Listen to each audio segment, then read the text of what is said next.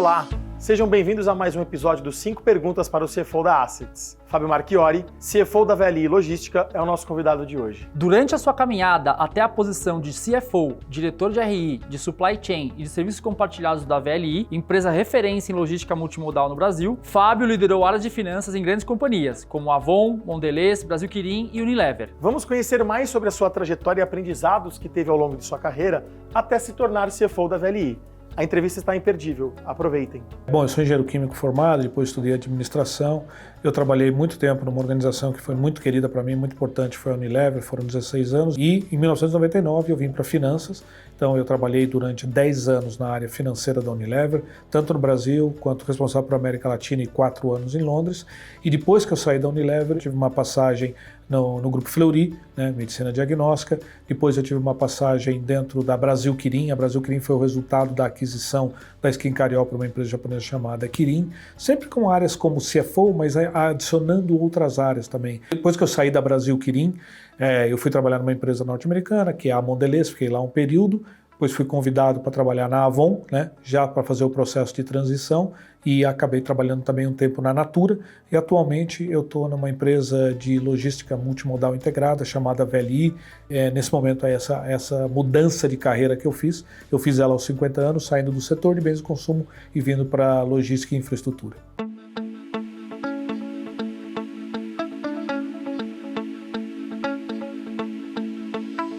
Questões ambientais, as consequências e impactos ambientais da atuação de uma organização, elas estão limitadamente dentro da organização, mas eu demando uma cadeia de produtos e serviços antes e após a minha cadeia de valor, que não estão sob meu controle direto, mas que caso tenham algum tipo de impacto, podem literalmente destruir toda a minha cadeia de valor. Acho que a pandemia mostrou isso. A pandemia é uma questão que começou environmental, do meio ambiente, depois tornou uma questão social, e a grande verdade é que nenhuma companhia tinha isso sob o controle, mas as companhias que se prepararam para imaginar que uma questão como essas poderia acontecer, que uma questão de disrupção poderia acontecer e tiveram algum tipo de cuidado, são as que se saíram melhor. Então, esse tipo de visão daquilo que afeta a minha organização e que não está sob o meu controle direto, eu acho que está dentro dos ramos que estão tratados pelo ESG. Para o environmental, para o social também. A gente sabe que o capitalismo hoje em dia está em xeque, por isso se fala de capitalismo consciente. Toda essa questão social do impacto que a organização causa na sociedade em torno de si. A área financeira é uma área que tem que observar tempos e movimentos dentro da organização. Tem que garantir sincronia, tem que garantir que as coisas aconteçam dentro dos tempos esperados, nas sequências esperadas, para que produzam os resultados que foram algum dia previstos. Então a governança dentro de uma organização garante as corretas aprovações nos momentos ideais, sem tirar a autoridade de ninguém, deixando a autonomia com responsabilidade, mas garantindo que no final o processo possa fluir.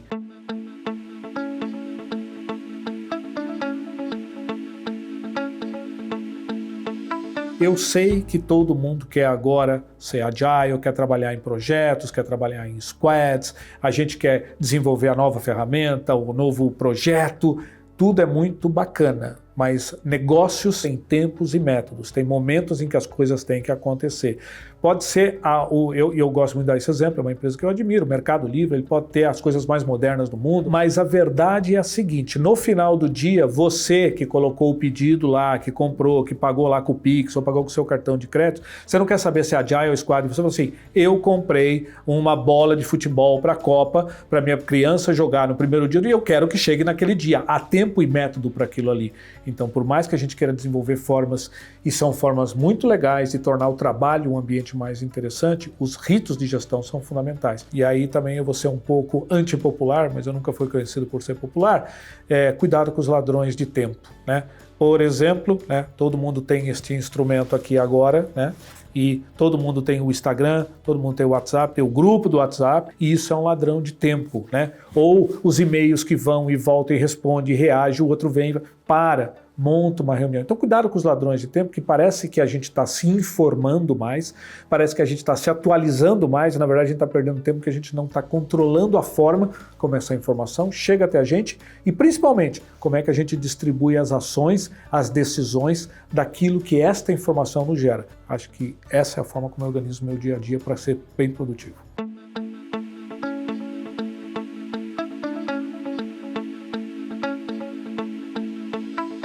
o que qualquer líder eficiente tem que saber sobre liderança de pessoas.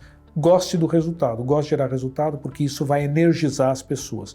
Agora, não se torne escravo do resultado e não torne as pessoas escravas do resultado, porque todo o processo, todo o sistema tem que trabalhar para que isso aconteça e no caminho a gente se sentir bem. Agora, em termos de liderança, o que faz o líder ser muito efetivo? De novo, é aquela palavra que talvez a gente esteja perdendo dentro do nosso vocabulário, né?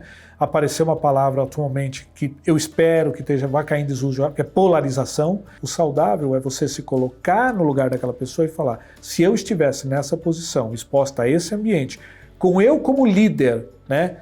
Olhando para mim mesmo, né? O que eu queria que esse líder fizesse? O que ele queria que ele dissesse? Eu quero... E tem pessoas diferentes com vontade diferente. Então, essa questão da liderança, da eficiência da liderança passa pela empatia, e a empatia passa por você se colocar no lugar do outro, lembrar das situações que você passou, as gratas e as não gratas, e não repetir pela frente. Agora, podemos falar de outras características, como cuidar de carreira, como falar de sucessão, mas isso eu acho que todo mundo já fala. O que está faltando, por causa da maldita polarização, é a empatia. Torne-se um líder empático.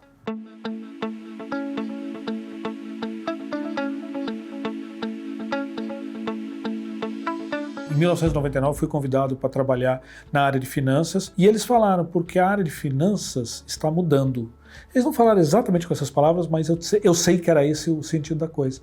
Nós não queremos mais conhecer os números, nós queremos conhecer as histórias por trás dos números. E quando você aprende a contar histórias, você começa a aprender a estudar a história da companhia, porque quando você compara dois números, a história que te interessa é do número anterior do número atual, mas quando você precisa contar uma história, você precisa conhecer todo o corrente do que aconteceu para saber se aquele rio leva ao mar ou se aquele rio cai num buraco.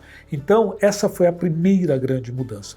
Eu acho que a segunda grande mudança que veio para apoiar finanças foi, de fato, os níveis de automação que a gente conseguiu. Aprendendo a contar histórias e tendo muito mais dados transformados em informações, começamos a usar essa nossa curiosidade intelectual, essa nossa curiosidade analítica para tentar, de fato, resolver os problemas junto com os outros líderes da organização, mais do que para apontar problemas, né? Hoje em dia não tem uma grande organização que não tem um grande controller que, ao contrário de contar quais são os problemas, ele começa a detectar as flutuações, as oportunidades e ajudar o negócio a encontrar isso.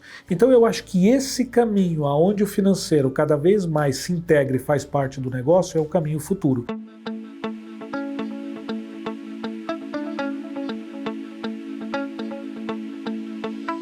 A participação de um financeiro dentro de um conselho tem que ser voltada exatamente a discussões de alternativas que maximizem a criação de valor na concepção da estratégia da organização. Falar dentro das alternativas estratégicas, por que nós acreditamos que essa vai criar mais valor, e criação de valor é crescimento acima da expectativa, é lucratividade acima da expectativa, é criação de vantagens competitivas sustentáveis e por aí vai.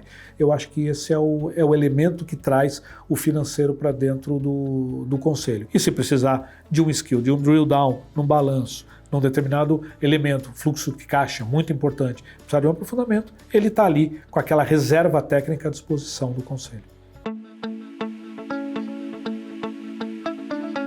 É melhor você estar aproximadamente certo do que precisamente errado. Eu trabalho numa área onde as pessoas se orgulham da precisão técnica, né? E falam assim, Fábio, não ficou pronto porque faltou isso aqui, mas amanhã eu te mando. Eu falo, mas amanhã eu não posso tomar a decisão que eu estou tomando agora.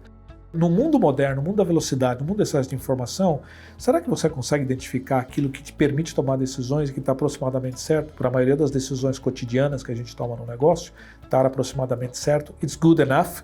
Se você estiver precisamente errado e for esperar a curiosidade técnica, o tempo passou e aí você perdeu o time e você perdeu tudo que você tinha à sua disposição, que era o tempo.